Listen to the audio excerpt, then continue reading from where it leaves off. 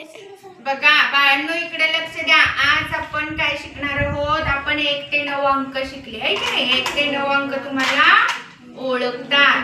आता आपण आज शून्य म्हणजे काय बघणार आहे. आता मी हा एक ठोकळा आहे. काय इथं ठेवला. आता किती ठोकळे आहेत इथं सांगा? आता मी तो काढून घेतला.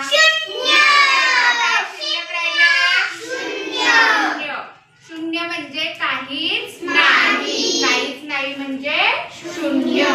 आता आपण काय करायचंय बघा. आता मी असे ठोकळे ठेवायचे ना, तुम्ही मोजायचे. हा एक ठेवला, सुट्टा आहे हा.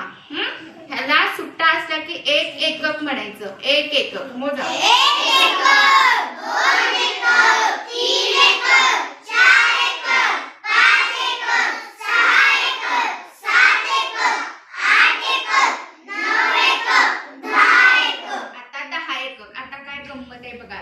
10 एकक ज्यावेळी एकत्र येतील त्यावेळी त्याला 1 दशक म्हणायचं. 10 एकत्र आले की काय म्हणायचं? 1 दशक. आता आपण ह्याचा 1 दशक तयार करूया. 1 दशकाची कांडी नंतर तुम्हाला मी करायला देणार आहे. आता मी दाखवते काय तुम्हाला. बघा आता हे आपण सगळे 10 एकक एकत्र करूया.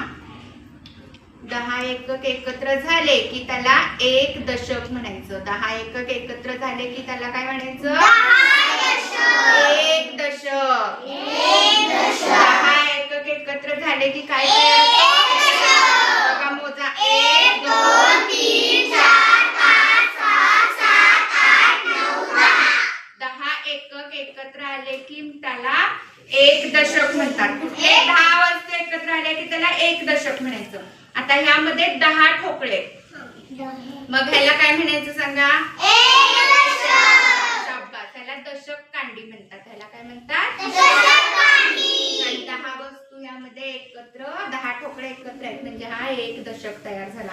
आता गंमत दाखवणार आहे मी तुम्हाला. बघा ही दशक बांगडी आहे. ही काय आहे? दशक बांगडी. दशक बांगडी का म्हणले रे हिला? कारण ह्यामध्ये किती मणी असतील सांगा? शाबास. Very good. बघा मोजा. 1 2 3 4 5 6 7 8 9 आणि 10. 10 मणी एकत्र आले म्हणून काय झालं? ही दशक बांगडी झाली. 1 दशक तयार झाला. बघ मोजून बघ. मोजा. बघा सगळ्यांनी. 1 दशक म्हणजे किती? 1 दशक म्हणजे किती? 10. मोठ्याने सांगा. 1 दशक म्हणजे किती? 10.